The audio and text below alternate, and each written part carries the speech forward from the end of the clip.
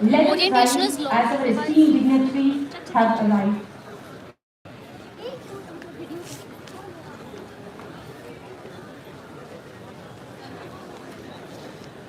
What is this? Orientation is locked. Rotate device back, it seems. What the fuck is it? Put it like this. Switch it. They're coming. Again, it's like The balcony. Is there a rotate lock on this? Switch it off. They removed it.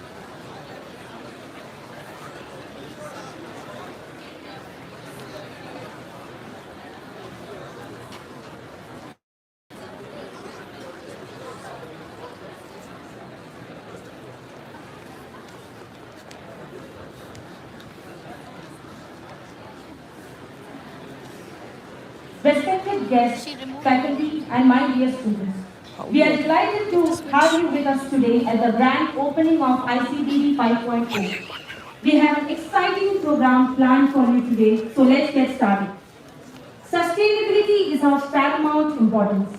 As Margaret Mead once wisely said, we won't have a society if we destroy the environment. These words resonate deeply in our consciousness, reminding us of a critical need to safeguard our planet for future generations. The World Sustainability Day, celebrated on the 28th of October, serves as a remarkable moment and a significant step toward creating an environmentally friendly world in every possible aspect. At the School of Business at St. Joseph's University, our vision is intrinsically tied to our university core values, which are academic excellence, character formation, and social concern. We believe that education should not exist in a vacuum, but should be deeply rooted in the needs of the society and the world at large. For us, the ICBD has been a flagship event since its inception in 2018.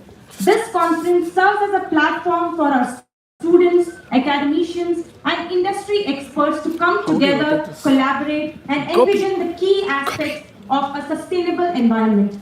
It provides a unique opportunity to explore innovative solutions, learn from experts, and build connections which are vital for creating a brighter and greener future. Today, we embark on a crucial phase of our sustainability journey, the Phase 1 panel discussion on corporate sustainability, the way forward. The purpose of this event is not only to gain insights, but also to create a platform for our students to learn from and connect with industry leaders in the realm of corporate sustainability. We believe that through these discussions, collaborations, and exchange of ideas, we can pave way forward towards a more sustainable and responsible future. Welcome to this essential moment in our commitment to a greener and a sustainable world. Now, I would like to call upon Ms. Immaculate to deliver the welcome address.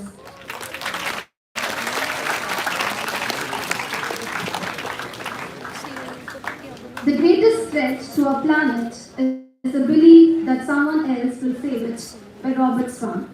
Ladies and gentlemen, a very good morning to everyone present here. I am truly honored to stand before you today to welcome you all to this insightful panel discussion on corporate sustainability, the way forward. Firstly, I thank God Almighty for gracing His presence for our occasion. I extend my heartfelt gratitude to our Vice Chancellor, Pro Pro-Chancellor, Registrar, Pro-Vice Chancellors in absentia for their timely support throughout our journey. The very essence of leadership is that you have to have vision. You can't blow an uncertain trumpet. One such visionary is our Dean, Dr. Christo Selvan. We welcome him in absentia. Great minds think alike. So is our head of the departments, Ms. Amita and Ms. Sarah John, ever enthusiastic and encouraging, and our PG coordinator, Dr. Padmanandanan in absentia, who have been a great support and instrumental in all our endeavors. Welcome, teachers. Our panelists, they bring a wealth of knowledge, experience, and unique viewpoints that promise to make this discussion a rich and enlightening experience. They have dedicated their careers to the exploration in the field of sustainability and its discipline. Their insights are sure to challenge our thinking and broaden our horizons. Welcome, dear panelists. A special welcome to all the industry collaborators, Ms. Mishra, Nain, Mr. Dakshina, Mr. Sarat, and our dear faculty members of School of Business. Your support is indeed enriched. Finally, my dear students, a hearty welcome to each one of you present here. Your engagement is what will make this event truly meaningful and productive. As we gather here today, let us not only discuss but commit to taking action in our personal and professional lives. Each one of us can make a difference, be it through small lifestyle changes, supporting sustainable businesses, or advocating for policies that promote sustainability. Thank you for being here, and let's make this panel discussion a memorable and enlightening experience.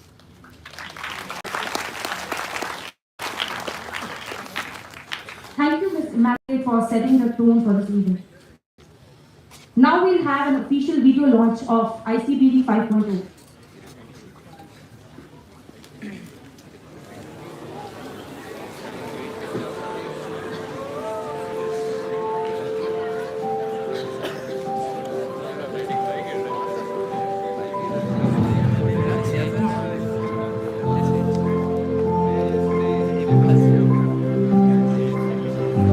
This was done yesterday, and the title animation was done by me. First ICBD was in 2018, and since then, we have a very special event for the School of Business. This time, ICBD 5.0 is back in Bangalore. I wish the entire team of ICBD the very best. That was my work. This animation.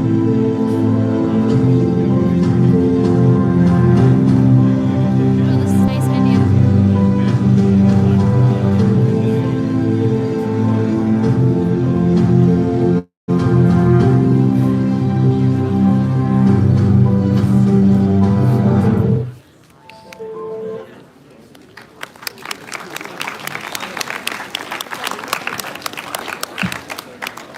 ICBD 5.0 is officially underway. Special mention goes to the social media team for the exceptional editing and cinematography work by Sam Gabriel, Kiran Kumar and Kunal. This video encapsulates the spirit of ICBD and the theme of corporate sustainability, the way forward. It reflects our determination to find innovative solutions, foster collaborations and drive change. Thank you for being a part of this important moment, and we look forward to engaging with you further as we delve into the panel discussion. So now as we move on to the heart of our event, the panel discussion on corporate sustainability, the way forward, it's my distinct pleasure to introduce someone who is not only a pillar of our School of Business, but also a visionary leader in the field of commerce, Ms. Amita Priyadarshini, our head of the Department of Commerce, is an exemplary figure who has not only steered our department to new heights, but has also been an unwavering advocate for sustainability in the world of business. Without further ado, I would like to invite Ms. Amita Priyadarshini to introduce our esteemed panelists and guide us through this enlightening and important discussion.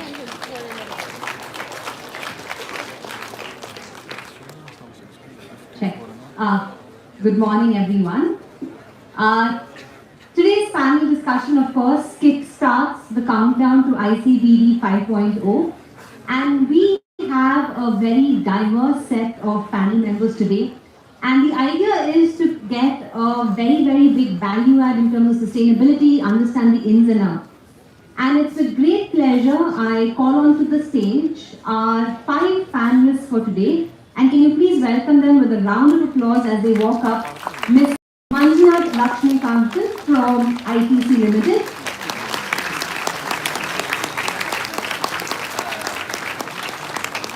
Ms. Aruna Newton from Infosys.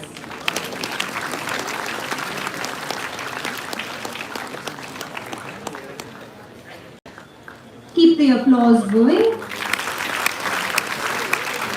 Mr. N.G. Yatish from the Karnataka Pollution Board.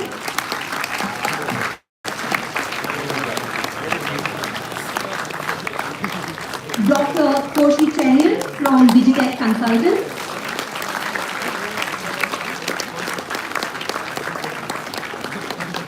And Mr. Vijay Krishna from Sahas.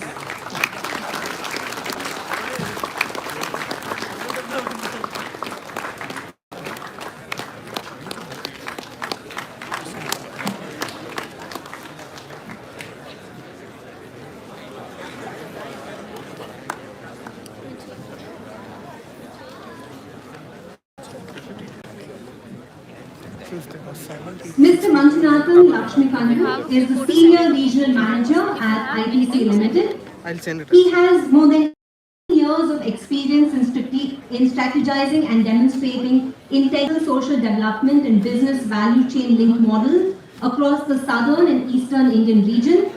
Mr. Manjunath was responsible for ITC CS program in South Indian states, including Karnataka, Andhra Pradesh, Telangana, and Tamil Nadu. He has an MSc in Forestry from the University of Dharwad. We welcome you, sir. I would also like to add that he's a sports person and captained his Coco team as well when he was in his undergraduate.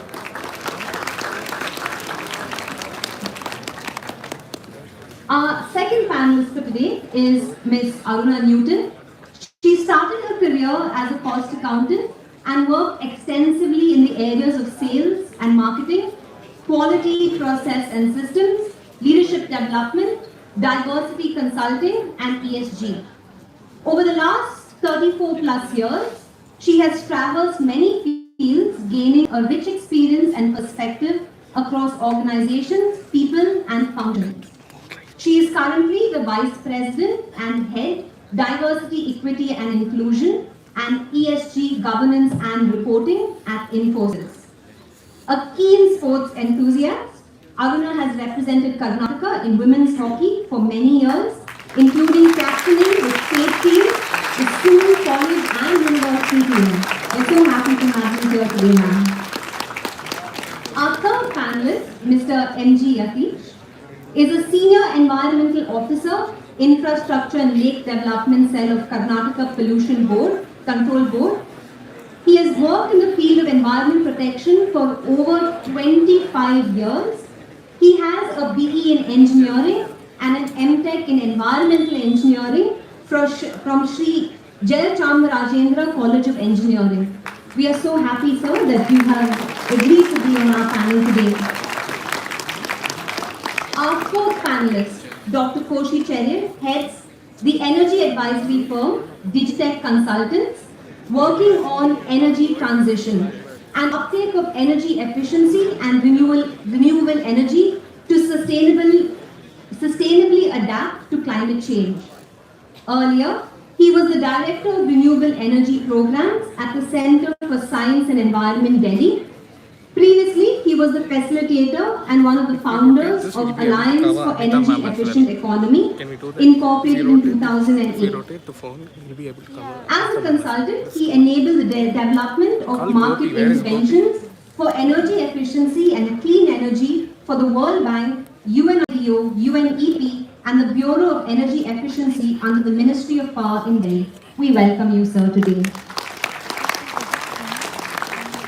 Our fifth panelist, Mr. Vijay Krishnan, is a sales leader for Zero Waste Program at Sahas Zero Waste.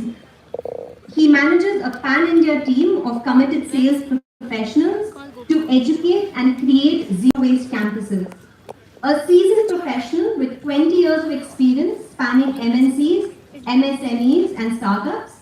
Mr. Vijay has successfully held key functions including engineering, manufacturing, quality management, and field service. He holds a master's degree in product design and engineering from NTTF School of PG Studies, Bangalore, with a specialization in sustainable design from Delhi University of Technology, Netherlands. We welcome you, sir, today.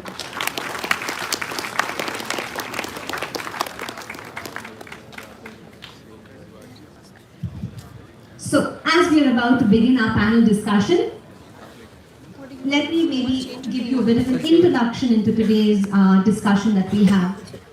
So, in the year 1970, Milton Friedman, a very, very famous environmentalist, said that the business is business.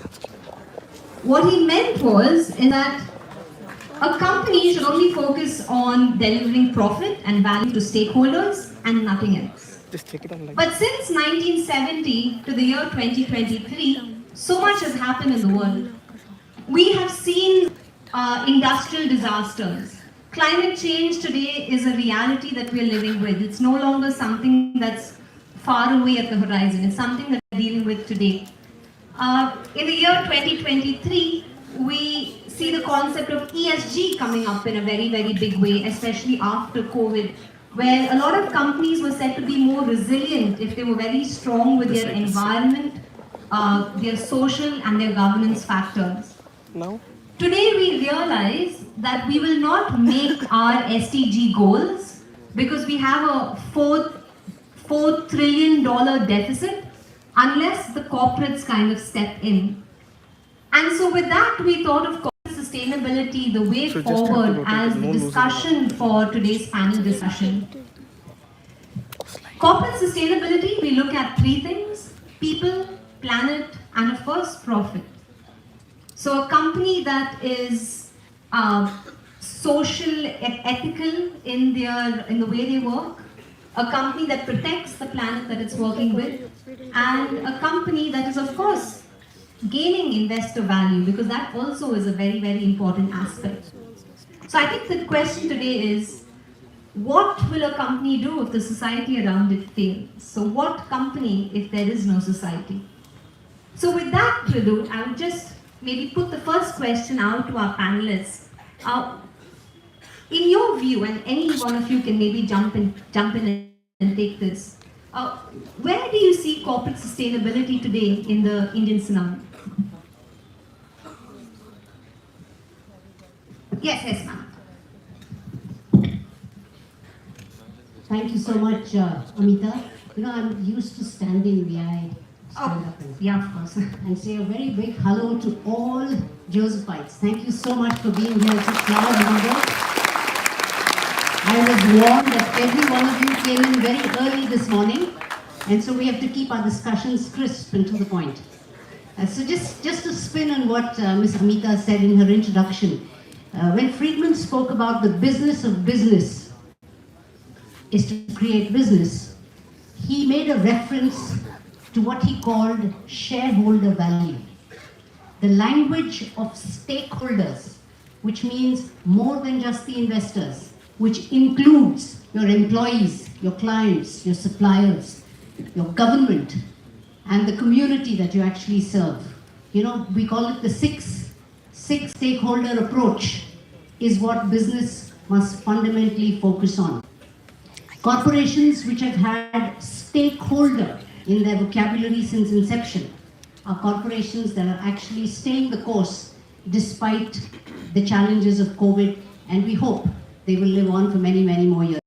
In 1981, when Mr. Narayan Murthy founded Infosys, he had a vision, and that vision stays till today. It just reads, we will continue to earn the respect of our stakeholders.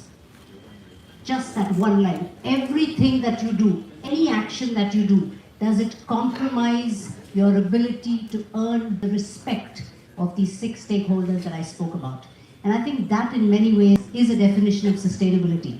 You know, the Brundtland Commission, which started sustainability on this huge premises of if there is no world, obviously there's going to be no business. They spoke about sustainable development being the ability to meet the need of the present generation without compromising the ability of future generations to meet their needs. And this is not environment alone. There are social needs, there are inclusion needs, there are needs of governance, and I think every one of them kind of addresses this particular dimension of being able to create a canvas that allows the world to continue. So I think, Amita, just quickly summarizing, stakeholder replaces only shareholder. Shareholder is important, but now there is a variety of stakeholders who must also give you the endorsement for effective business. And that is the definition of sustainable business.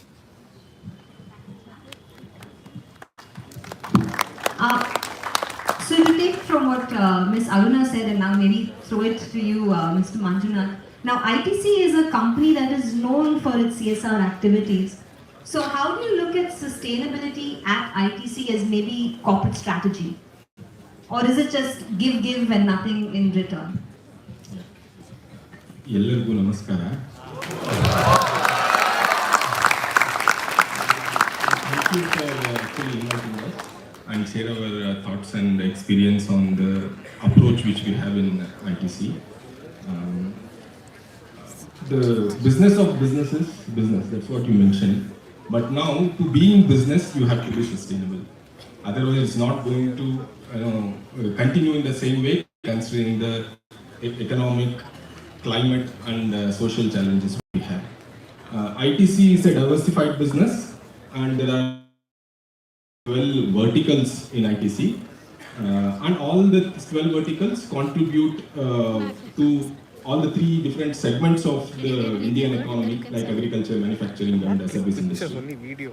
Any business, it may be ITC, private or public, uses the natural resource, which may be water, soil, biodiversity, and then combines that with the human resource, which we all are, right? And finally gives either a product or a service. That's what all businesses do. So there is very important to understand and recognize, which we do, that there is interdependency in business. You are there because of the resources which you are using. So we recognize this linkage and interdependency between business, communities, natural resource, and we have worked to replenish these resources over a period of time. So this is what we call our triple bottom line approach. So it is not just the economic bottom line that you give, but also the social development and strengthen the natural capital. And this is followed by all the 12 verticals of ITC. But there are certain cases in a as usual business scenario, you can't address everything. For example, let's say Ashirwad Atta is one of our product. Now a business may be able to look at that particular crop, work with the farmer and enhance the profitability of that particular crop. But that crop also needs let's say water, which is from a nearby tank in the village, or that farmer children also need to get education, right, in the village, or they all need to live in an environment which is clean. So these things in a normal business scenario will not be able to address. So that is where ITC CSR program closely works along with all the businesses and addresses these requirements. We have taken up nearly programs related to education, health and sanitation and the livelihood from last 2 decades. Few examples if I have to quote.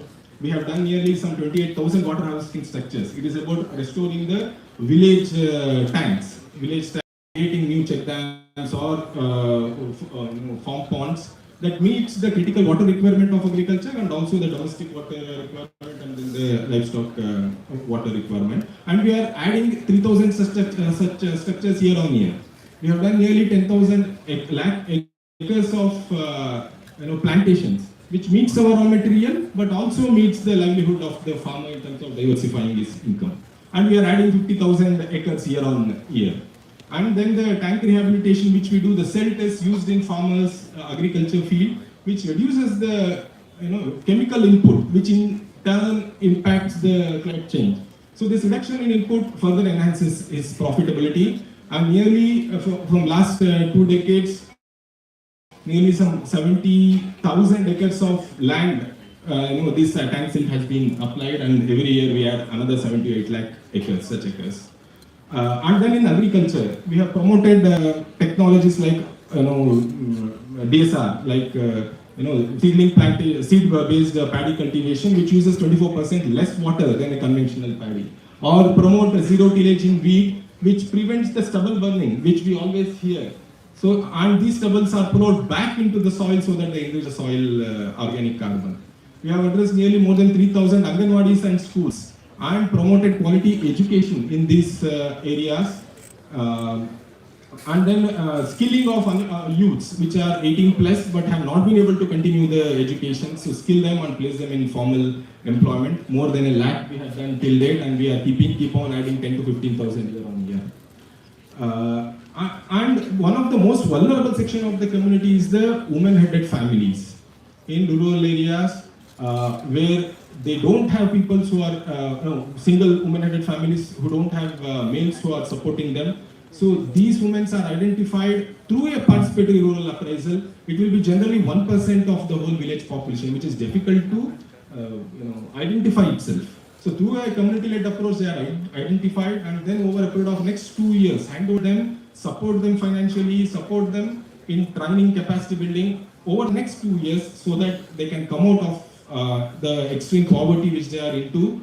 And then mainstream them in the economy of the village. We have nearly 32,000 of this over last few years, and we continue to add that. So all these things at one way addresses the social issues, climate issues, company needs, and we have been able to achieve distinct benchmark. Like we are a carbon positive, water positive, and solid waste management recycling positive company. Whatever we use, 5 times more than that we recharge. Whatever the carbon that the company emits, more than that our plantation program sequesters them. 40% of the company's energy needs is from renewable sources.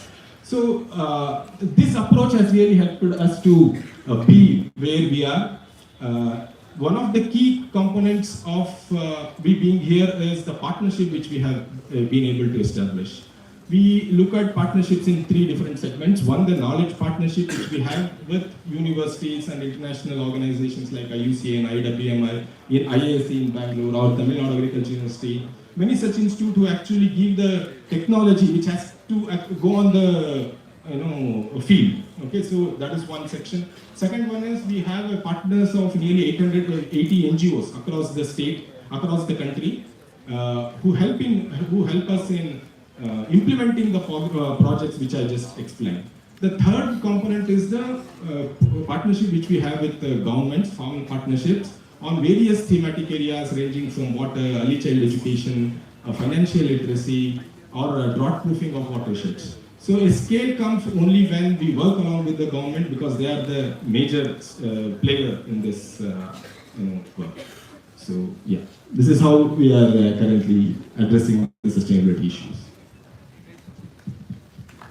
Thank you, sir, for giving us that perspective on what ITC is doing, because there's a lot that ITC has done. I think that's just the tip of the iceberg if you think about it. But on that front, what Mr. Manjunath said was about government collaboration and how that's something that ITC looks at.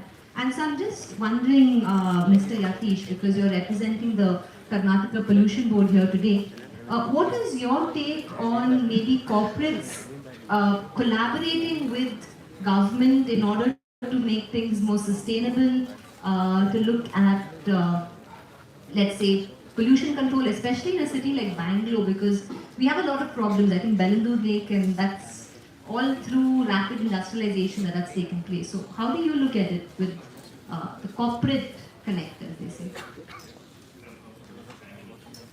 Okay.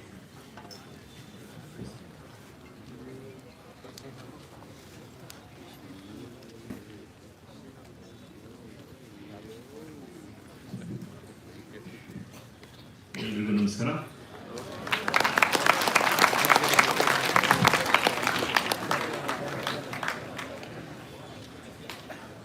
ನಾನಿವತ್ತು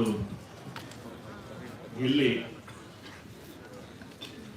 ನನ್ನ ಒಂದು ಪ್ರತಿಪಾದನೆ, what I want to stress here is on environment protection. Yes.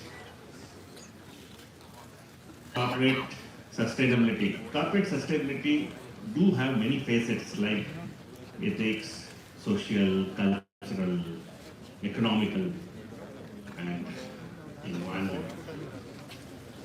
Any of these particular facets gets defaced, the entire sustainability gets cracked. See, it is not it is an uniform thing. It is collapsed. System gets collapsed. No, it is getting more oriented towards nowadays environment.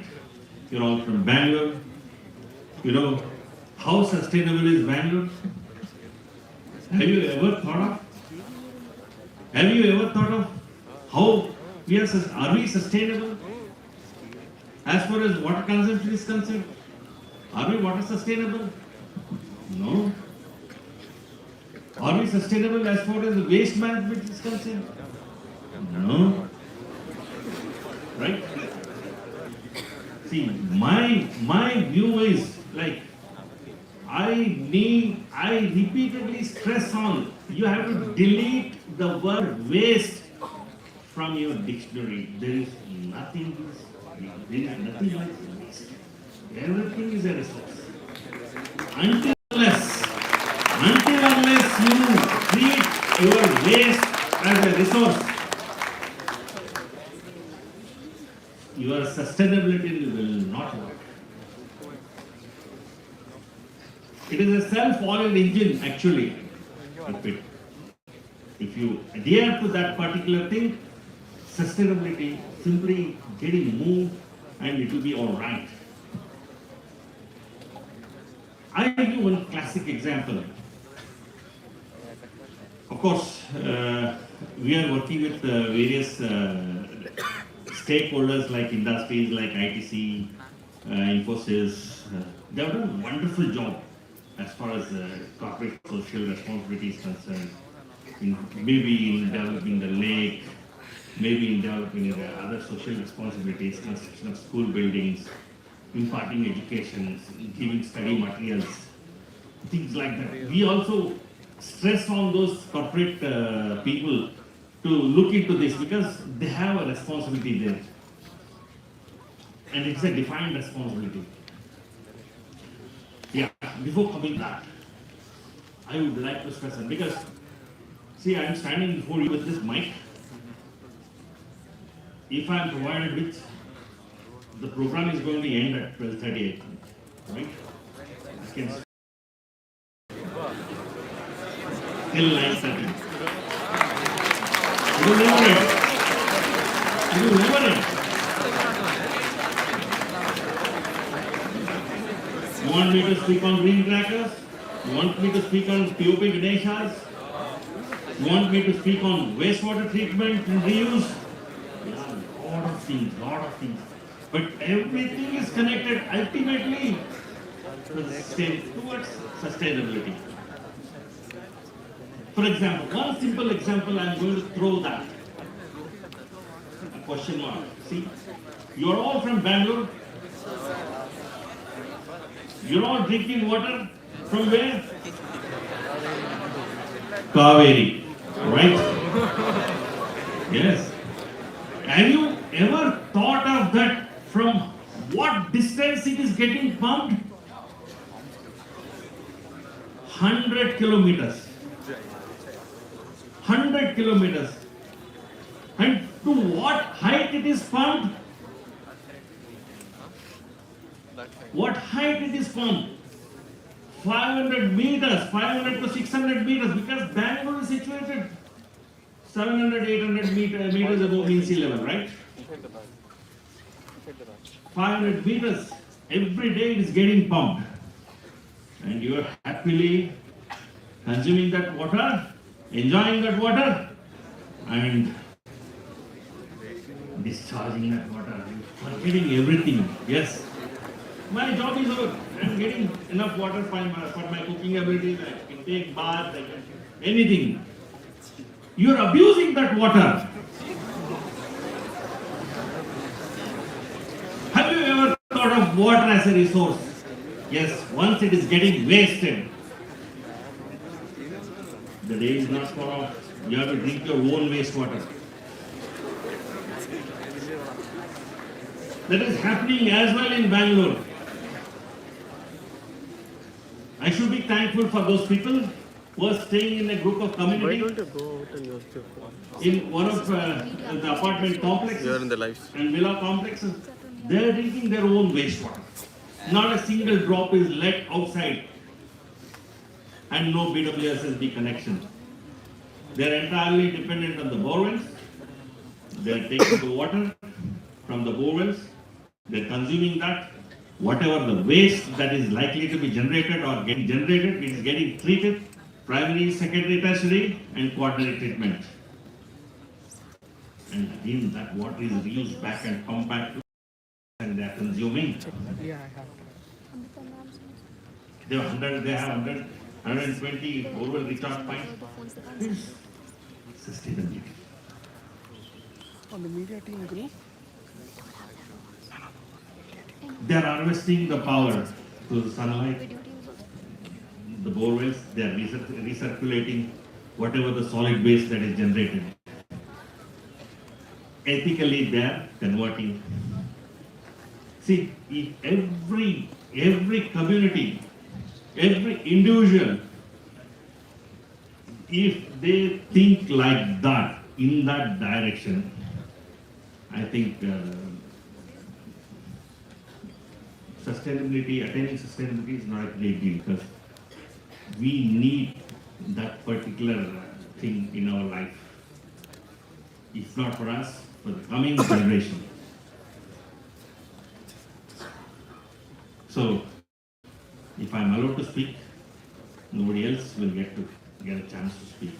So I'm just handing over. If you require any further information from my side, I'm there. Thank you. Thank you, sir.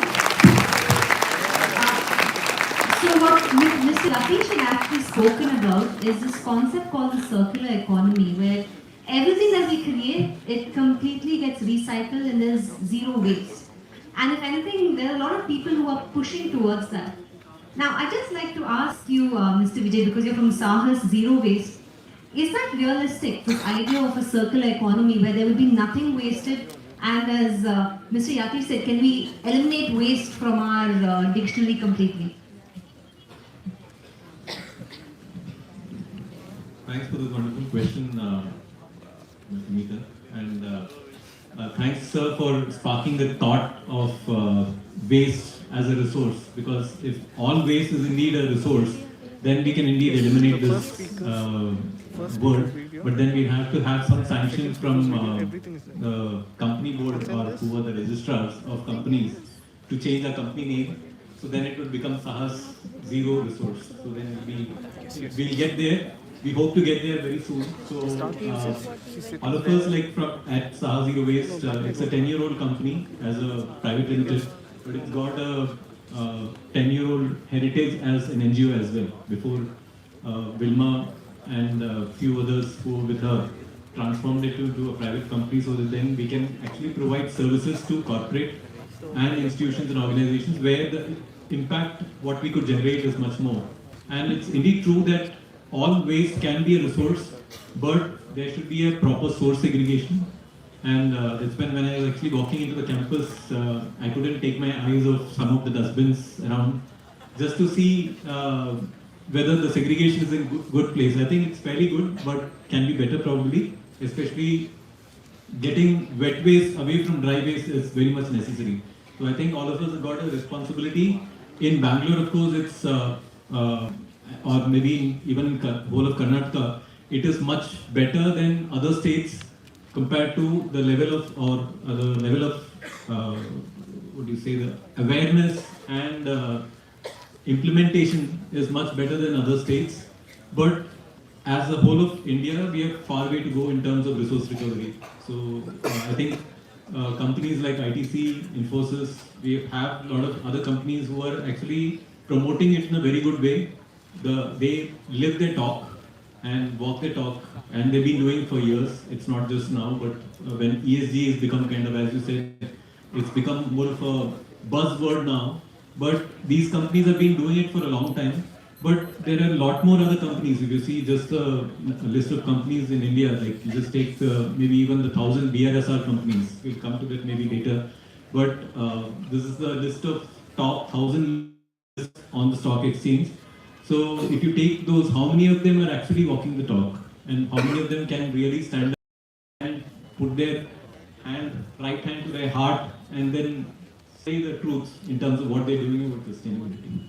So we have far way to go, and India is the most populous country, and we have seen the major resource what we have is the youth.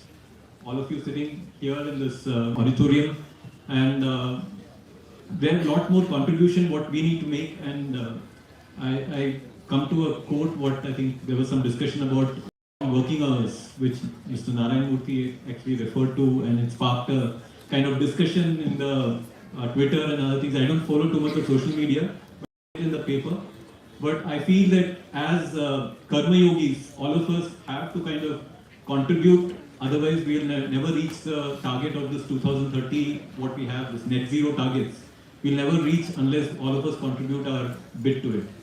So I think all of you are in kind of a, could say, meniscus of getting there, where you are able to kind of contribute to such a effort nationwide, and it's really important, I think, for India to do this.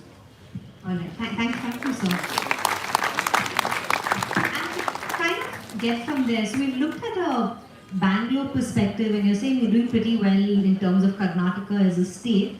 But I was just wondering, Dr. Koshi, what about from a global perspective? Like, how do we fare as a state, as a country? Like, first of all, ನಿಮ್ಮೆಲ್ಲರಿಗೂ ನಮಸ್ಕಾರ. ನಾನು ಬಂದು ನಿಮ್ಮ ಹತ್ರ ಮಾತಾಡೋಕ್ಕೆ ಅವಕಾಶ ಸಿಕ್ಕಿದ್ದಕ್ಕೆ I am very grateful for St. Joseph's University, and I am fairly comfortable talking sitting. 50 years ago, almost to the month, 1973, there was a big global event which happened. Can you give one word or one phrase that can describe that event? 50 years ago, 1973.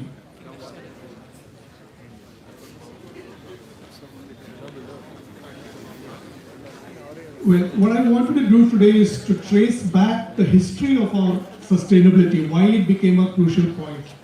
1973 was the first Arab-Israeli war, when Israel was just set up in 1948, and the Arabs were, you had the oil power, so they were very strong. They had a battle, they had a war with Israel. And that's when the first signs of a resource bottleneck, that of oil in those days, petroleum, came to the surface. And then came the whole OPEC, and the whole world has been challenged in various stages on resources and conservation, and the need to look at sustainability. In 3 years after that, in 1976, a young boy walked into the corridors of St. Joseph's College wondering what subjects he should take. He was interested in economics, because there was a little bit of environment and ecology at that time. He was interested in sociology, and whether to study history or political science, he was in a debate. And finally, he chose political science. So he studied EPS, as we call it, or ESP. And coming back today, when he asked me what the implication of that was, economics stands for environment and ecology, E, S stands still for sociology, and political science stands for governance. So I realized my root of my interest in the subject started from that day. And that boy who walked in that day is me, Koshi Charail. And it's a thrill for me to come and talk to all of you on this subject. I know our speakers are very eminent in the technical part of it and the implications for Karnataka, but I want to briefly tell you what it meant for the world. I passed out in 1973, 3 years of my studies was in St. Joseph's, and it definitely left a lot of mark. And that day, if somebody asked me, 50 years later, if you're going to talk about sustainability, what would you prefer? I would have said science or engineering or anything like that. But my advice to all of you is go for the subject you have in hand and then see the ramifications in the other sectors. That will make you a complete man. Now back to the history. The oil crisis was the first major setback for the world, and India suffered a lot. In those days, $1 was around 7.50 paise. Today it's almost 110 times 75. And coming to think of it, let's not go too much to what happened in between. In 2015, there was a conference of parties, COP15 as they call it, in Paris, where many countries were represented, and for the first time, the world saw a glimmer of cooperation between developing countries, East Bloc and the West Bloc, the communists and the non-communists, and there was a glimmer of cooperation globally when they agreed on the Paris Agreement, which is one of our fundamental basis of how sustainability emerged. But post that, in the remaining COP conferences, things went out of wire. All the governments who made the promise there were slow to approve it within their country. India was quite forward in that. And there was really a lot of global tensions also. And now, coming back to the present one, when we thought the COP26 was a very cooperative one, a lot of pledges of finance, money for sustainability was promised there. But soon after, we have Russia-Ukrainian war. And well, before that came the pandemic, which really revealed how bad a society can be if you do not have transport, communications, and people were kept from talking to each other, meeting each other. Just imagine how the society was affected those days. Thank God we are behind, that's behind us, and probably the world will be better equipped for another pandemic. But when the Ukrainian war came, we thought, well, that is the ultimate. Is this going to be the third world war? And now very soon we have the Israeli war happening in Palestine. So I would like to be optimistic, but the reality is that world collectively is really heading towards a very dangerous trend. And each of us individually, your age group, can only make the decisions that will see the world survive over the next 20, 30 years. Otherwise, I don't think 50 years from now there will be a Joseph Wright sitting in this chair and telling us about sustainability that is happening. Now, among the world countries, you are aware that Europe is the one which has been moving forward most in terms of regulations. And within US, there are some states which are very forward-looking, California and New York and all that. So it is the laws that were first implemented, the standards that are set up on corporate sustainability in Europe and in some select states of the USA. And of course, many small countries are desperately doing what you can. The small island states you must have heard of. They are all on the borderline of 2 to 10 meters from sea level. So in another few years, many of them will go underwater, and their whole countries will be wiped out. Maybe even Maldives, which is preparing a lot for the condition of global warming and sea level rise. So India, as you all know, over the last few months, we became the most populous country in the world. And yet, our diaspora is there in all countries of the world. Indians are producing prime ministers, Indians are producing cabinet ministers in many other countries. So India is a global identity now. I'm so proud to say that. So each of you sitting here, focus on the subject you have, but also interconnections with all the other subjects, and you'll find that there can be a convergence of ideas on what we need, and actions that were spelled out by our colleagues here will be very meaningful there. I think with that I'll stop. I'll go on to the next.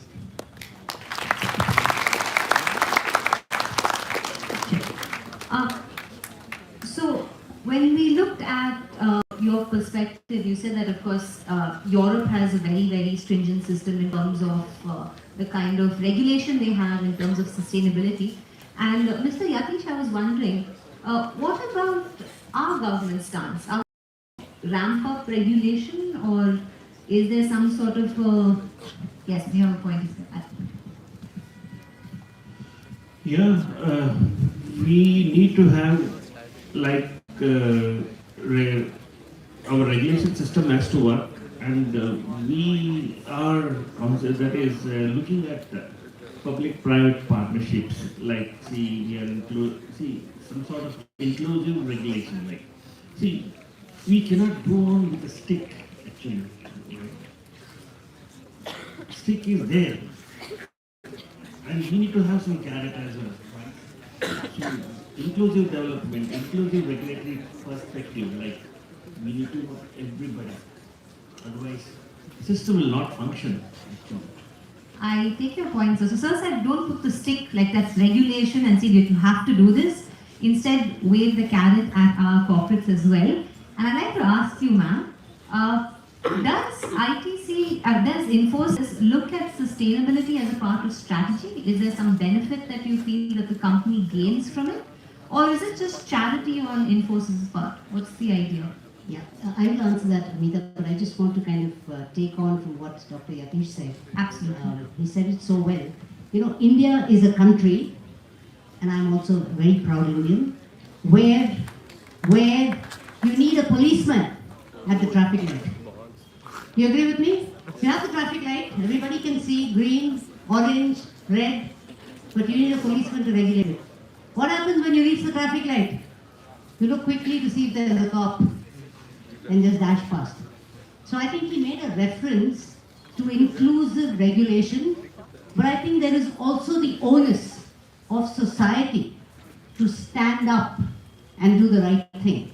And I'm sure every one of us will recognize the responsibility that comes with all of us. You know, just taking off from what Dr. Koshi said, India has come a long way in regulation. You'll be proud to know India is among, while of course Europe started the sustainability movement and was very, very strong, clearly the Ukraine war and other calamities have also put a lot of pressure on the development that Europe witnessed in the sustainability space. Today, in fact, they're firing up, much against their will, their coal plants that they had actually shut off 20 years ago. With the threat, you know, energy threat, the fact that you can't fire your nuclear plants, etc., etc. India, in 2013, introduced something called the Business Responsibility Report that they made mandatory for all listed companies. The Business Responsibility Report is an account of your company's non-financial performance, which must be placed before the public through the company's report annually.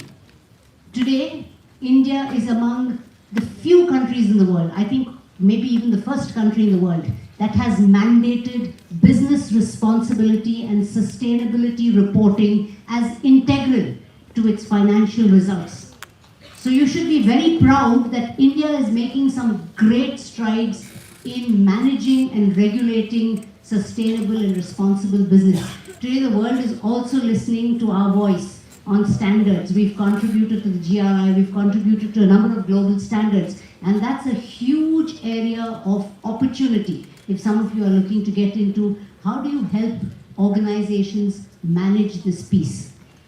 So, Amita, your question on did Infosys do this as CSR? So I think when you strategically look at the benefit of all stakeholders as part of your business, way back in 1996, even before regulation, we created something called the Infosys Foundation.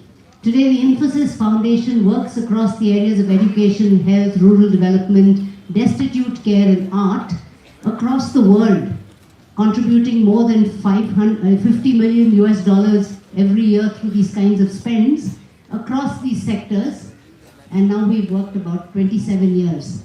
So, well before regulation. So I think this whole piece around making sure that stakeholder development is core.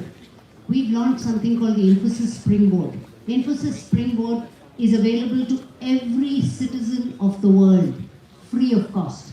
It's a treasure trove. You can sign up right here.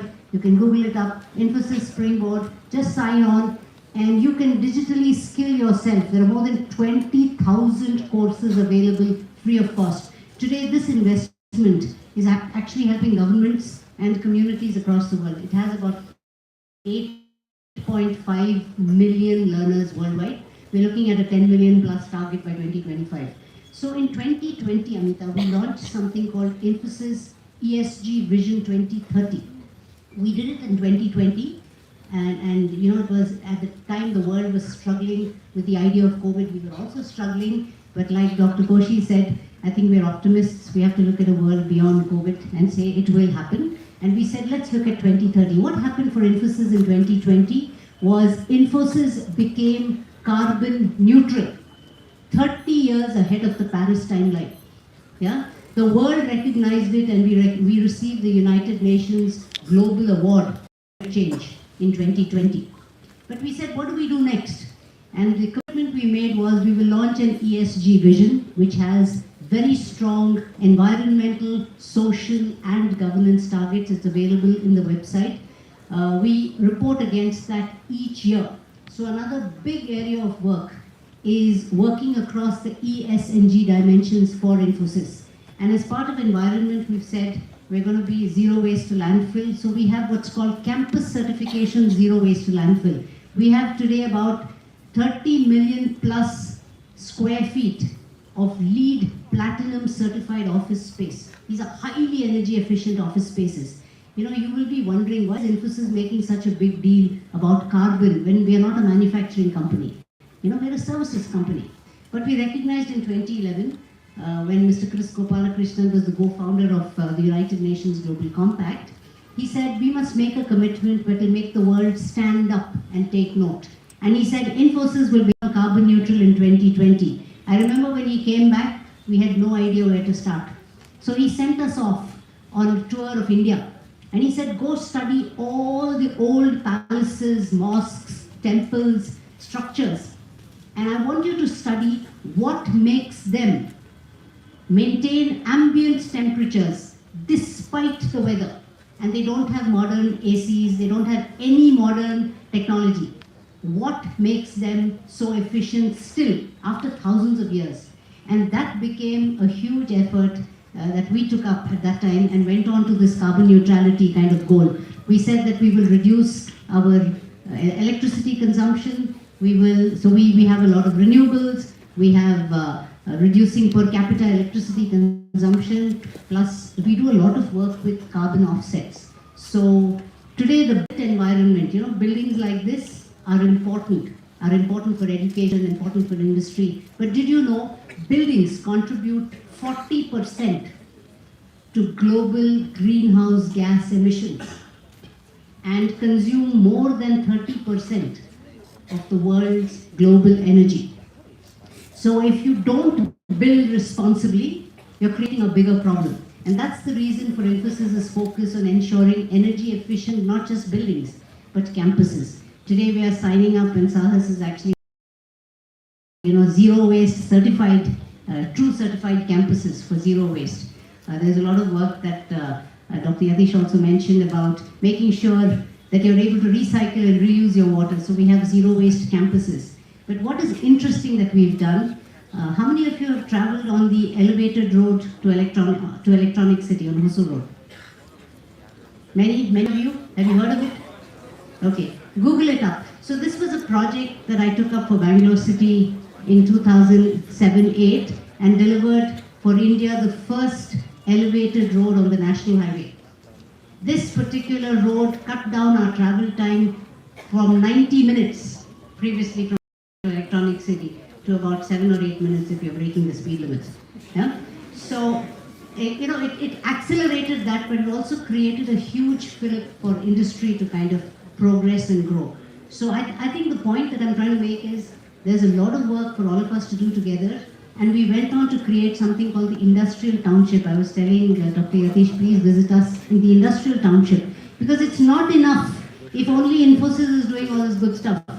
Today, through Electronic City Industrial Township, we are implementing this across 169 companies. So we have a 900-acre industrial estate where all of this is happening live. And I want to reach out to every one of you as a student, faculty, anyone here. Please visit Electronic City to see all of this live, amplified across 169 companies. And I think that's the direction that we have to move towards. I think that's such an interesting idea that sustainability isn't just the industry alone, but it's working on collaboration. And the fact that you already see a lot of collaboration taking place between, let's say, Sahas and the Pollution Board, and of course ITC and Infosys as well. And I think another thing that really stood out was the idea about how Indian tradition and culture is rooted in sustainability. The fact that you have to look at our temples and our mosques to kind of build on that concept. And I think that's a very, very thought-provoking statement that you've made there. I think all our students would be excited to come over to the industrial. How many of you would like to go on your next industrial visit to Infosys? There we go. Yeah, there we go. So that's a yes from all of us. Both Infosys and the Electronic City Township. What you should see is campus level energy efficiency, water, etc., as opposed to just a building. Yeah. So please come. It's a heartfelt invitation. I just hope all of you become ambassadors of a better tomorrow after that visit. We will see you tomorrow. That being said, I was since you brought up the BRSR, and of course, Mr. Vijay, you also brought up the BRSR report. I'll just give a quick overview to our audience. This is a report that SEBI makes mandatory for the top 1,000 listed companies. It asks them to list things on environment, social governance, what they're doing. Certain indicators are mandatory, they have to report it. Some are lead indicators. And I'd like to say companies like Infosys and ITC are reporting on leadership indicators as well on the BRSR. But one thing about ESG is that all of us are account students. We know that there are accounting standards. It tells us exactly how to calculate depreciation, exactly how to, recognize your incomes and things like that. But when it comes to ESG, there is no standard, in the sense that there is no standardized standard. So I just wanted to understand, maybe from ITC's perspective, or even what is it that you'll use then in order to kind of measure the work that you all are doing? How do you all report if there is no standardized standard? Or even Ms. Aruna, because I know ESG is your... I have to tell you, the regulator in India, SEBI, is very smart. And they said, we don't want to listen to your stories, great campuses, 30 million square feet, we don't give a damn. Now we want you to represent all your non-financial information in a format that they call XBRL. Yeah, it's the extended, it's a format for quantitatives, and it ensures that they can quantitatively compare companies. So we don't want to listen to your story, cut all that, cut the fluff, give me the numbers. Give me what has actually changed. What we use is, and I think everybody uses the GRI. The GRI is the Global Reporting Initiative that created, it's called the mother of all standards in the ESG space. Today, many other standards have evolved from GRI. For example, the US has a version called SASB. US, mind you, is one of the most unsustainable countries. They mix their waste, they have all electric homes, they guzzle gallons. But I think the ability to do it lies in the fact that the country is very vast and the population is very, very small in comparison. I think in a more densely populated country, you have to be a little more careful and more circumspect about your consumption and all of these. So today, the BRSR is also leading a lot of standards. Today, if you are complying with the BRSR, you will be able to, the ISSB in Europe is now starting to create standards for non-financial disclosures. The US SEC is creating standards for the non-financial disclosures. They're all basing it on the mother standard GRI with variants. And today they're saying, make it count. We don't want the stories, we want the results. So the world is moving towards that. And Josephites, this is a phenomenal professional opportunity for you to get into. These are where the future careers are. I think we'll get on to that on future careers, because I think that's something that we really need to look at. Now, if I look at it, Mr. Manjunath, your field of education is of course forestry, and now you've moved into CSR, which we consider to be the corporate side of things. How do you advise our students? These are majorly going to be BCom graduates, or how could they maybe leverage the education that they're getting here to get into more sustainable roles? Because that is the jobs that we have today, because that's something that has key impact. So what do you think about education, and how do we kind of put this in as well in terms of moving forward? Yeah, probably I can only share how I got into it. Otherwise, a forestry guy would either go into teaching or research or into government system of IFS or those things. But when I was doing my research, my dissertation, what somewhere I understood is unless you create resources required for the society, you can't protect your natural resources. For example, a community will always be dependent on firewood, as simple as firewood or fodder, which is available in the forest nearby. You may have whatever protection you can, but you can only protect your forest if you are able to create those requirements in the society. So for me, that was the trigger in which I started my journey.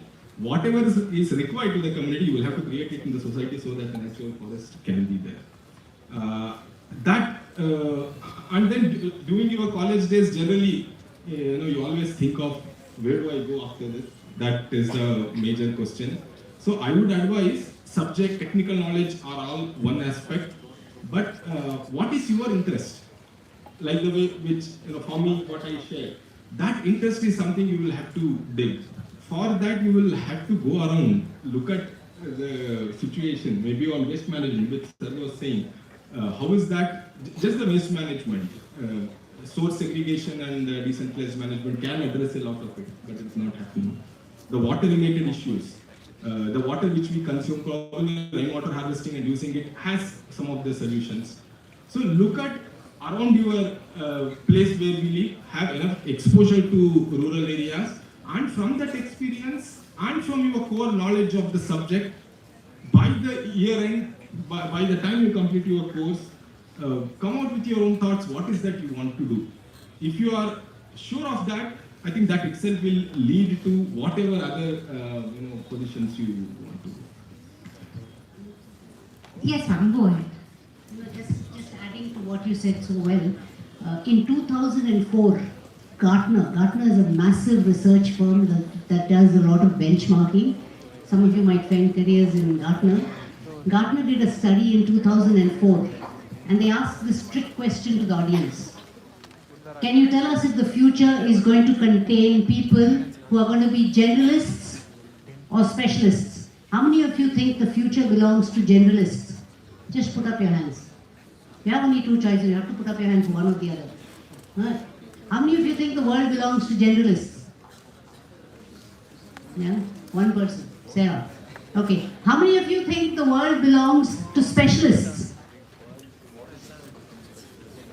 I told you this was a trick question. Gartner said the world tomorrow will not belong to generalists or specialists. The world will belong to a new breed of people, and Gartner calls them versatilists. The versatilist is a person who is able to use core knowledge, like you so beautifully put, Manjuna, core knowledge to be able to be applied in a variety of situations. Remember, no school, no college, no curriculum can prepare you for every single situation you're going to actually face. So your ability to apply your core knowledge to solve a problem is the key to being a versatilist. So I think when you're looking at careers, look at where will I apply this? What would I like to see myself doing? Yeah, I think that's important. And I think the straight line of if I do this, then I'll be here, etc. is fast changing. Today people are moving across specializations. If I tell you my own career, an academic graph, you'll be surprised. But I'm just saying people are moving across all of these. Starting off as a commerce graduate from Montgomery College, going on to do my ICWA, and I'll be honest with you, I didn't have a great vision for myself. I'll be honest. Yeah? I don't know how many of you are being honest with yourselves and you say, do you have a great vision for your future? You don't know where you're going. Yeah, you're just taking it. But you're trusting your ability to learn and to move, to look at opportunity around you. I did an MBA in sales and marketing. I went on to do my law, but I don't practice. And today I'm heading ESG for an organization globally. So I'm just saying it's about the ability to apply in a variety of situations. How do you bring your knowledge to bear? No situation will be the same. And that's the key.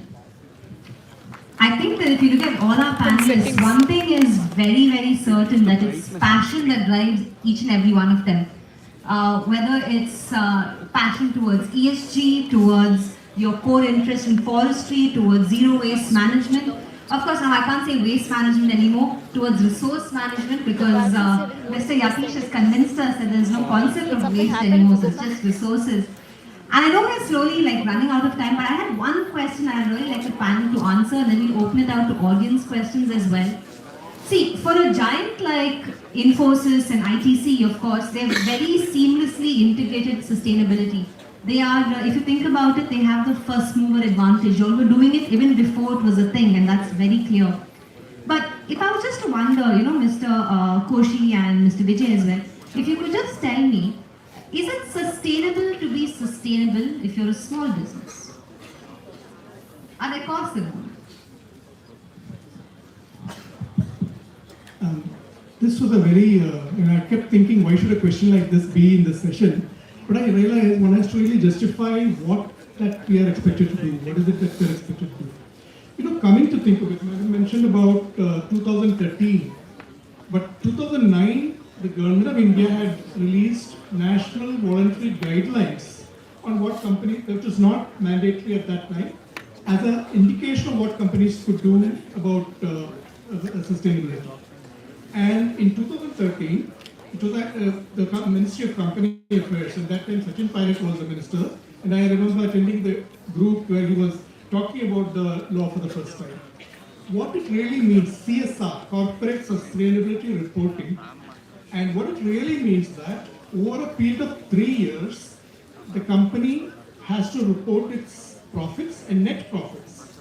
And of that, 2% over a 3-year average, you have to spend on sustainability. So coming to think of it, for a company, it's yearly expenditure of 0.7% of its profits. Now, companies like Infosys and ITC are all very aware, and they were already large companies looking after their, the sustainability part of it in different ways. But there are a large number of MSMEs, large number of medium-sized companies, public sector, for all of them. Can you imagine why does a company has to worry so much about 0.7% of its profits being spent on sustainability? And if each company really decides that, okay, at least 1% we should spend, then the amount of funding available for sustainability would be huge. And that's where I think many of you would be going on to study business economics, chartered accountancy, company secretaryship. One of the things you should remember is help a company really identify. And by the way, in India, companies are cautious about reporting profits. They are very cautious because immediately the GST matter comes, the tax person will be upon you and all that. So essentially, we are talking about a small part of a company's expenditure. And many companies who are committed to it do much more because they know the payback comes to them indirectly in terms of better employees, better response, and global markets. I just wanted to add this point to you.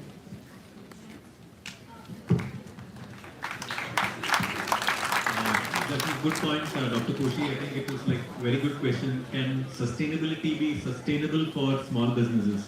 I would say very much yes, because I have seen it happening, and I have been in SME since 2007. In fact, by quirk of fate, I moved from a very large company like GE Healthcare, where I was in R&D, to an acquisition of GE Lighting by an Indian company, it was a PE acquisition, but the management was Indian. And it was an SME, and then it moved into lighting in 2007. And since then, I've seen that even SMEs, they can actually integrate the ecological and social aspects into and balance the economical aspects as well to balance and then gain this triple bottom line and in a very sustainable way. And in fact, if, as Dr. Koshi said, a lot of companies actually they know that you get back. It's not that you're just giving. You get back. And also I'd like to hear distinguish between corporate social responsibility or CSR and sustainability, because sustainability we are talking that companies are integrating this triple bottom line into their core business itself, like the products and services they serve or they produce or manufacture or the services they give.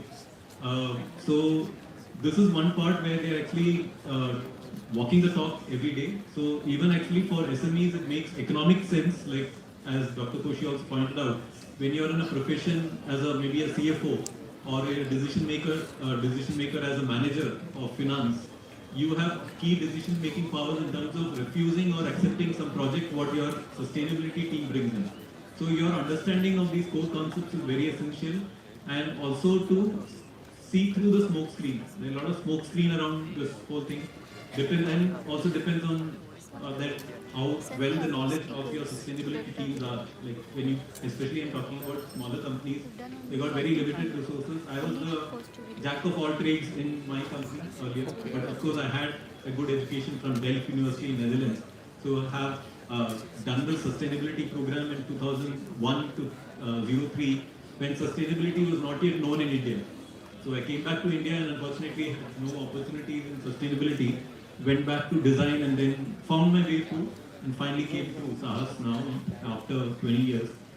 But that the ability to see through the smoke screen is also very important, that you identify what is really making an impact and in what way. Because as I think Sir also pointed out, all projects may not make impact in all dimensions. Like it would make an impact in economic, or it would make an impact in terms of social, or it would be environmental, in terms of positive impacts I'm saying.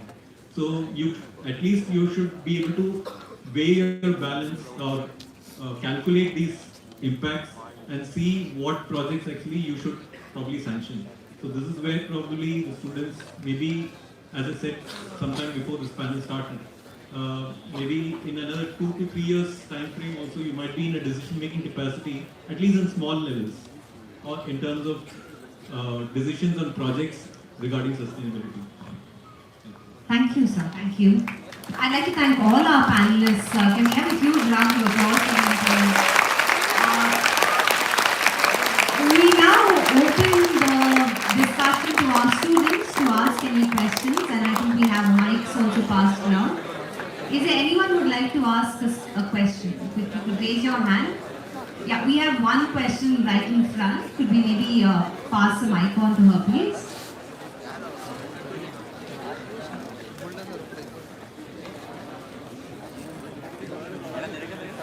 If there's anyone on the in the balcony who would like to ask questions, you can maybe come down because I don't think the mic frame you wouldn't get that there. So if there's anyone at the balcony who would like to maybe ask a question, I would suggest that you come down and then maybe ask.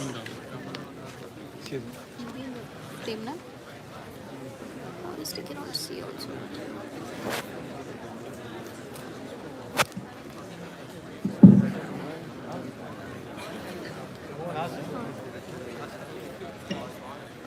First of all, I'd like to thank all the panelists as well as Amita ma'am, because the past hour was extremely thought-provoking and I'm very grateful for that. Should I take it? As Ms. Aruna ma'am, you mentioned that India was one of the very first countries to make it mandatory for the companies to record their qualitative reports.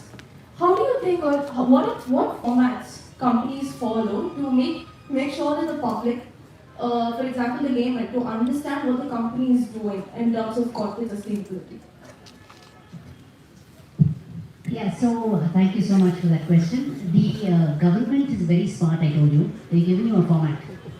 You have to simply answer the questions that they ask you in that format, making sure that the information is also both quantitative and qualitative. They've added another layer of difficulty which says, don't give us any number just because you like that number. Give us an audited number, which means they have mandated something called a reasonable level of assurance for the kind of data that companies are putting forward. Another big, huge area of opportunity for commerce students, for every student, is the area of assurance. So today, there's a shortage of assurance providers. So you need ethical, smart youngsters to lead India into this new space. Do we have any other questions? Okay, we have one question from there. Maybe you can introduce yourself so we know your names as well. Hello. Good afternoon, sir. Myself Sachin. So my question is very simple. So one day, one of my respected faculty members got me thinking about this topic. So my faculty member asked us, what do you do to contribute towards cleaning the campus? And we all replied saying that we have our own corporate social responsibilities where we clean up the campus.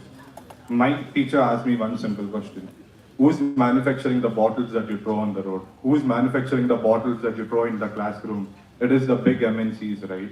So why are you cleaning up and why are you never questioning them to clean up your campus? So why not, instead of spending so many millions of dollars on CSR and contributing towards the educational hubs, towards public hubs, why don't the CSR set up different to clean up our campus instead of asking us to clean up our campus? That's a very loaded question, isn't it? Sachin, do you have someone particularly you'd like to ask, or can I just pick?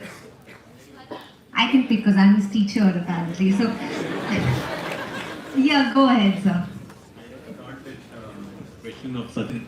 Sachin, there's, I don't know, maybe solid-based management rules is one good reference for all of you, which clearly states, actually it's gone with a lot of thought process. I'm sure that the people in the government and whoever has actually contributed, a lot of organizations also contributed to framing of this law, and it's like, it's not just exclusive in India, but it comes from even global law, that polluter pays principle is there. Polluter pays principle, very rightly what you asked is like whether the MNCs who make those bottles, it's not only MNCs, it could be bigger companies.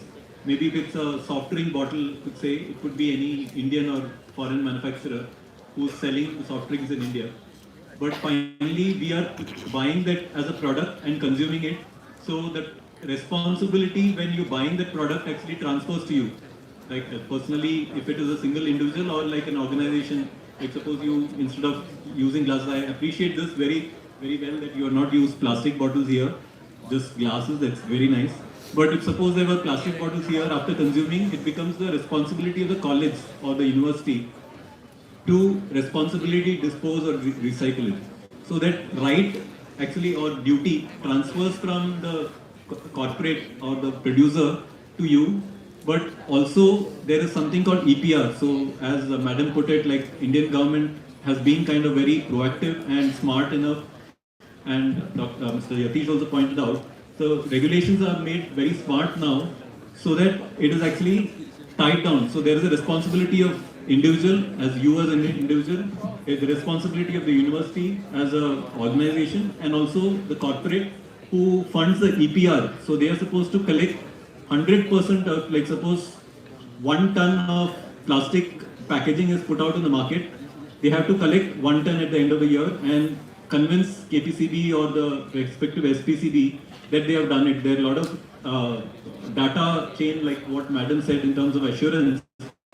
There are a lot of assurance to be given and data is collected and then they get the plastic credits back. So that's a regulation. So then everybody has a role in this particular chain. Responsibility is multi-level. That's what I'd say. So, Geeta, can I ask Sachin a question? Yes, ma'am, ask. Sachin, I have a question for you. Yes, ma'am. Do you ride? Do you enjoy riding, driving? What's your favorite? Riding, ma'am. Riding? Yes, ma'am. Okay, so you tank up your, you fill petrol or whatever it is in your bike and you ride the bike. Exactly. Yeah, those companies, that are actually mining that are polluting the earth. Do you care? Ma'am, yeah. Imagine calling them and saying, hey, clean up my emissions. I'm going to be using this petrol, please clean up my emissions. So I think you've asked a very, very important question and I thank you for that.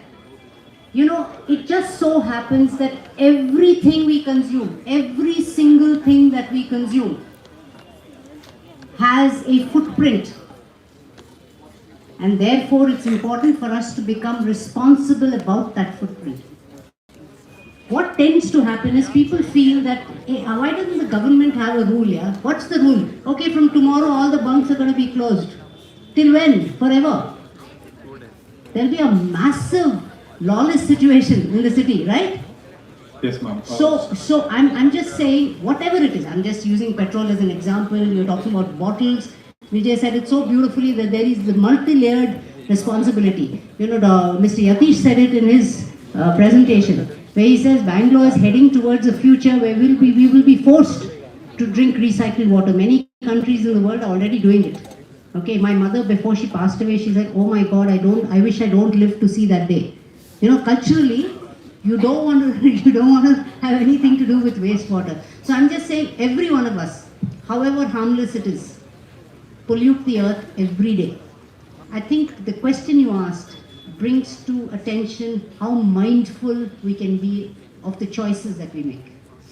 Thank you for that question. Absolutely. Mr. Manjunath, you also like to get in on Just that. to add, regulations, what is their EPR, polluter pays, all those things are there. And then if we take example of ITC, because we are in FMCG, nearly about 60,000 tons of plastic goes to the market because it requires a certain packaging. But we have also devised our programs through WOW and many other initiatives, where we also ensure that the 60,000 is collected, recycled and processed. And these are all audited figures, and we, from last 2 years, we say we are plastic neutral. So large companies can always do, right? But let's say in the brands that you, whatever products that you procure, there are all small brands also. Yeah, they are just probably meeting hand-to-mouth kind of a business. How do you expect, let's say, a small brand to come and establish a waste management system in your campus? Is it possible? Then you are expecting that those businesses has to close. Then how to generate the employment? So those challenges are also there. So what is required is the collaboration approach that is required, where we have also collaborated, let's say, formally with the Mysore Jilla Panchayat to establish a system of waste segregation, collection and waste management. This is what is actually financially more viable for the entire system to actually function. But one thing is more important is the mindset change that is required. It's their product, let them collect it. Okay, I think there is a responsibility of all of us that is what is called the behavior change, mana parivartane. This is a key aspect in development programs. Unless this is focused, all other things that you do may not really give the results. That's why the programs that we have with government is not one time. We work with the system until the root cause is addressed. We work with the government for 3-4 years until all the end indicator outcomes that we intend to do is addressed. Absolutely. I think the idea of the way we think about things, the way we kind of approach things, and I think the question had to be asked because I don't think many of us were aware I think I'm of moving what it these too companies much. are doing in order to even get back their own waste as well. Just a question. You know, while our focus has been hugely environmental because we have specialists in the space, there are many strides in the social space, and we have the same conundrum. Is sustainability sustainable? Many years ago, I went from corporation to corporation in order to raise awareness for the need of paid maternity leave for women for 6 months. I made a business case and I said, guess what? The World Health Organization requires it for the health of the mother and baby. You need a minimum 6 months of breastfeeding for a healthy baby. I made huge cases, emotional, psychological, passionate pleas. I got thrown out of every single boardroom that I entered. And that's when I realized the only way to make this happen would be through legislation. That's when I met Maneka Gandhi and many others who were also leading this fight. And people asked us the same question. 6 months paid maternity leave, are you mad? Who's going to pay for it? Right?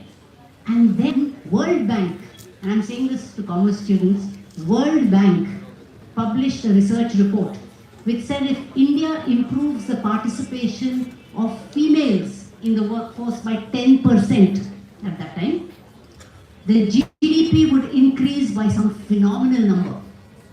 Suddenly everyone was calling me saying, can you come and please put that proposal? Because guess what had happened? India's demography has changed.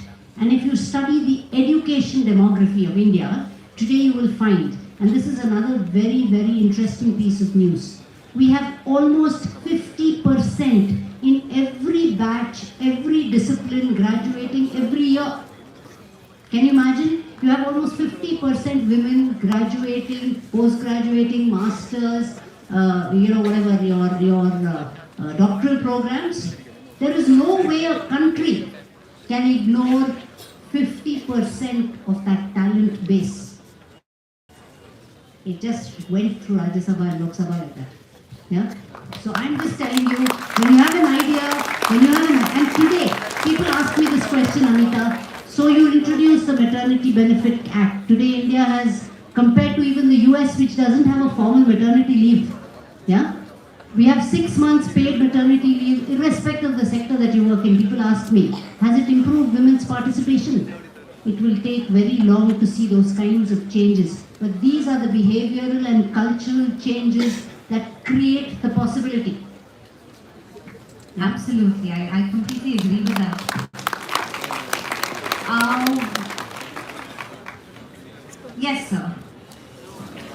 It was actually new to me, like what you told, that it's like an enlightenment in terms of course I know about the law exists, and then but I've seen it in practice happening in Sahasio ways. It's a women-led organization. Our CEO and COO are women, and up to 65% of the organization is are women in at Sahasio ways, the private limited company. And I have seen at least 3 women in the recent times, like after I joined just 2 years ago, who have gone on maternity and come back. That's the main thing. Like taking the 6-month paid maternity leave is one aspect, but also the company has also supported, even though it's just a social enterprise with a very thin, slim profit margin, still they are able to support and then to come back to work after 1 year and then still be on a kind of flexible mode till they are comfortable to kind of be independent of, even though maybe they have the family to support them. So it's a big change. I think it's a lot of contribution from organizations and people like Aruna here who have actually brought this about.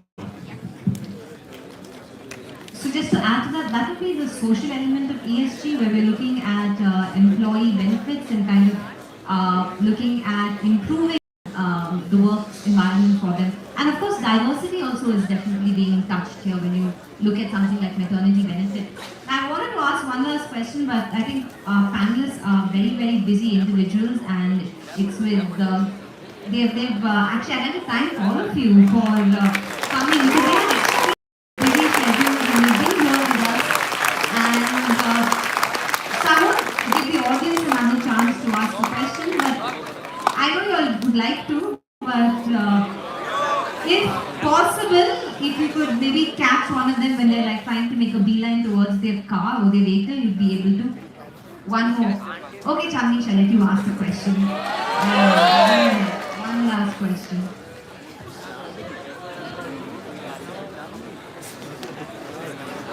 Yeah, sorry, what to do. I have to see his face tomorrow as well. It's very hard. Yeah. So, good afternoon, ma'am. So, firstly, I didn't know Osur flyover, the electronic flyover was built by Infosys, ma'am. It's coordinated by Infosys, not built by Infosys. Okay, so so you're telling you built it as a CSR, ma'am? No, they didn't build it. They think they coordinated it. Was it part of a CSR, ma'am? I contributed my personal effort to work with the government to execute the project. We didn't pay money for it. Yes, ma'am. Yeah, but I was recognized by the company, and I became the president of the Electronic City Industries Association.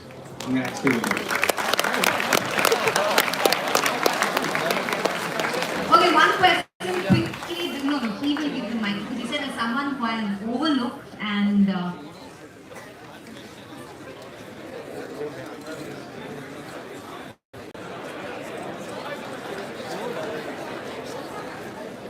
Okay, you might have to come a little closer, just see whether you're audible. Yeah, go ahead. Yeah. Quick, it'll be very, very quick about this, yeah.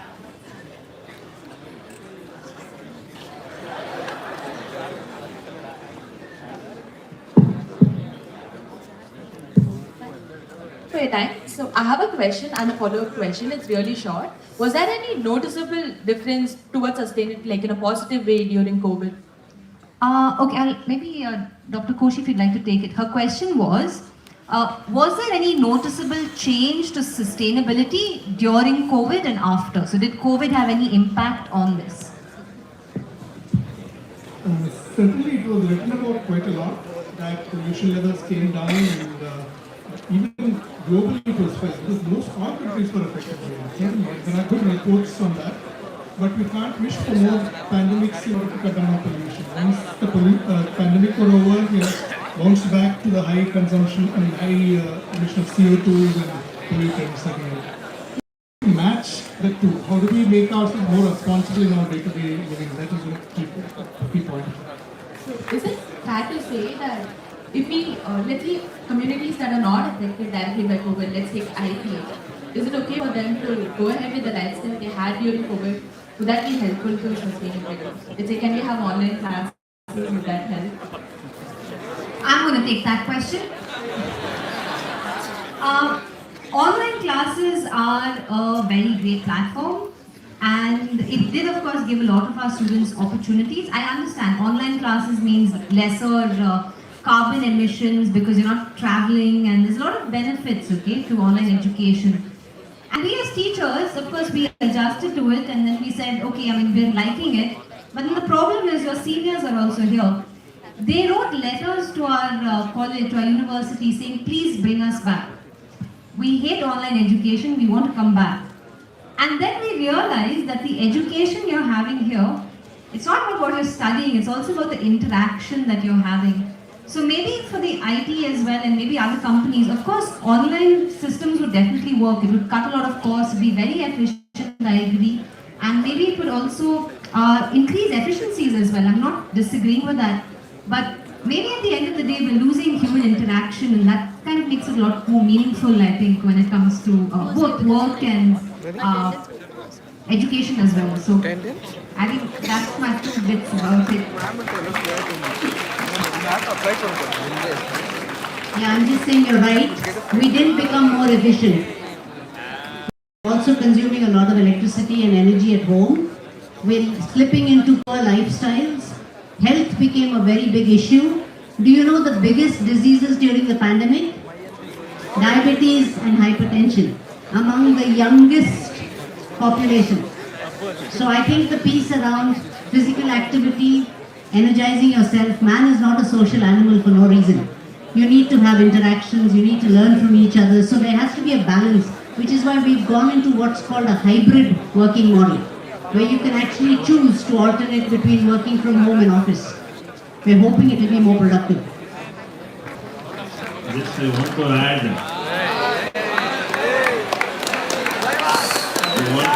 You want the pollution to be reduced? Really? She gave an hint just now. She spoke something related to that. Will you reduce your standard of living? Yeah. Okay. I think that's a very powerful thing to say, that at the end of the day, I don't think you should reduce it. I think there's a way to regulate some of the choices. That's why, obviously Atish said responsible choices. All right, so now we officially come to the end of this panel discussion on corporate sustainability, the way forward. Can we have a huge round of applause for all our panelists today? Ms. Aruna, Mr. Atish, Dr. Koshi, Mr. Manjunath, and Mr. Vijay. Thank you all so much for being here with us, for sharing with us your expertise. And if any of you can catch them on the way out, be sure to do so and ask them any additional questions that you have. Thank you so much. How do we end it?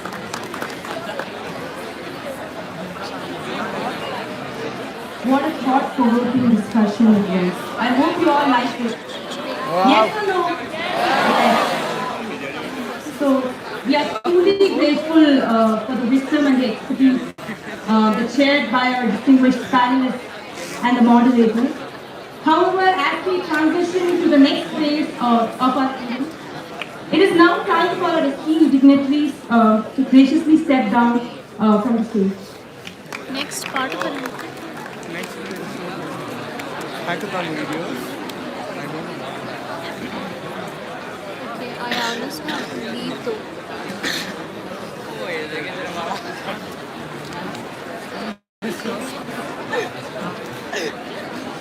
The students in the balcony are not supposed to leave.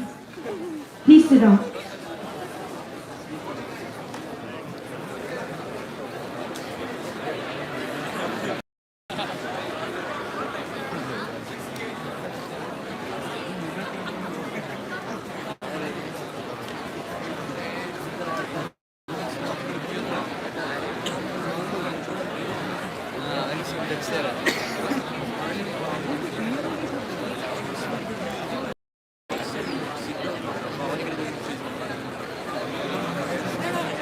Today marks a vital moment as we move forward with ICPD 5.0, our flagship event dedicated to promoting sustainability and innovation. In this era of change and progress, it is essential to recognize the power of collaboration, innovation, and creative problem solving. With this spirit in mind, we are thrilled to announce the launch of ICPD 5.0 Hackathon video. Let's ignite our imagination and embrace the spirit of innovation as we present the ICPD 5.0 Hackathon video. Enjoy the journey of sustainability.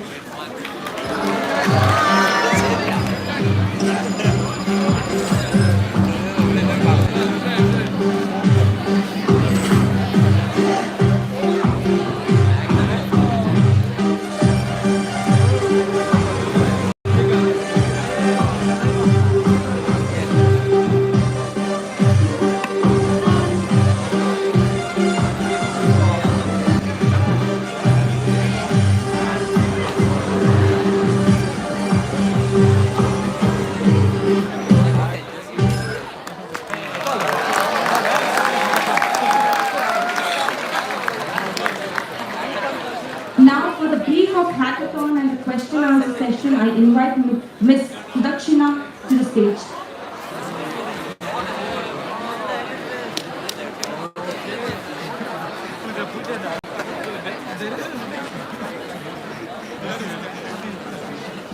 Thank you so much. So I wouldn't like to take too much of your time, but we just wanted to introduce this very exciting platform, which is the Sustainability Hackathon that we will launch in January 2020.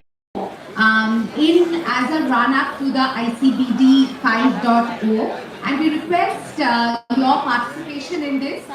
We will give themes that you would have to ideate and problem solve for. The themes could be focused on how do we really balance growth and running profitable enterprises with ensuring that sustainability is a core and integral part of business strategy, supply chain strategy, how we build and develop new products, how we solve for problems that we face every day in our urban lives, how we solve for running sustainable social enterprises, right? So we will have themes along three verticals. One is the corporate sustainability pillar, the second is the social enterprises pillar, and the third is urban and civic sustainability related problems, right? And as was indicated in the video, we would encourage you to participate in teams of 3 to 5. We encourage diversity in the teams, not just in terms of the composition, but also in terms of the skills that you bring in, right? And we will select the top 3 ideas for each of the individual teams. You can participate in more than one. And we will have a range of corporate and other experts who would be your mentors, who would judge your submission. And we also have the idea of taking some of the most promising ideas forward, whether in the form of your idea that you would want to shape into a pilot and would like to seek funding and investment for that. Right, so those are all possibilities that we are trying to address through this hackathon. So we look forward to enthusiastic participation from all of you in this room. Thank you. Thank you, Mr. Dakshina, for shedding light on the hackathon. As we come to the end of this wonderful event, it's time for a vote of thanks. I would like to invite Mr. Santosh Dey to express our gratitude.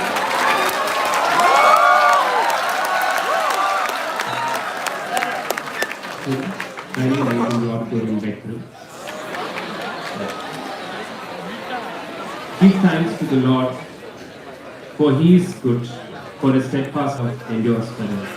I would like to thank the Lord Almighty for making the School of Business to conduct this event successfully. And gratitude is a quality similar to electricity. It must be produced and discharged and used up in order to exist at all. On this note, I express my gratitude for our Vice Chancellors, Pro-Vice Chancellors and the Registrar in their absentia. I express my heartfelt gratitude to our Dean, Dr. Christo Selvan in his absentia, for making this event possible, head of a department, of Commerce and Management, Ms. Amita Priyadarshini, Ms. Sarah, and PG Coordinator Dr. Padma for gracing the program with their presence.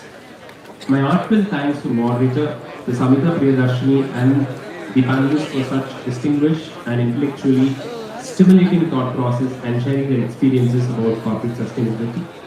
I thank the industry organizer, Ms. Nisha, Ms. Dakshina, Mr. Sari, for always keeping the team high in spirit, organize the program. You were the best, we couldn't ask for the better one. I mention my deep sense of gratitude to our finance officer, manager, core committee, technical team, Commerce Association, and finally our Jimmy sir. Finally, I thank the audience for the active participation in the event and for the thought-provoking questions and doing the most toughest job of sitting and listening for 2 hours. Thank you all.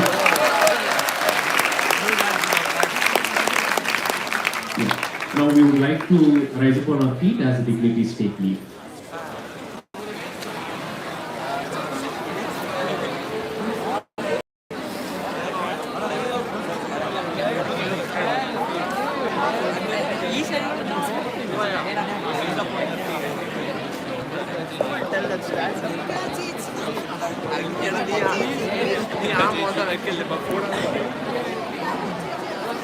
Which one? Teacher?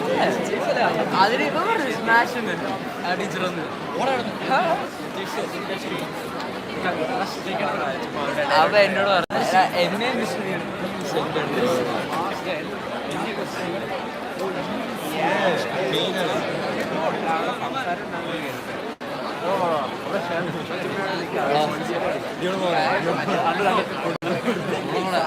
ജോലി നിങ്ങൾ വന്നേരം കൊടുക്കുക പോവാൻ പറ്റുമോ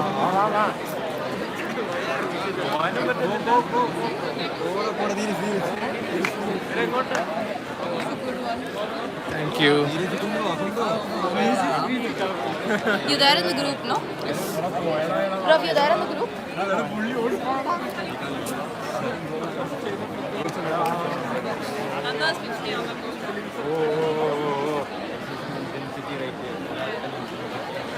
You end the live.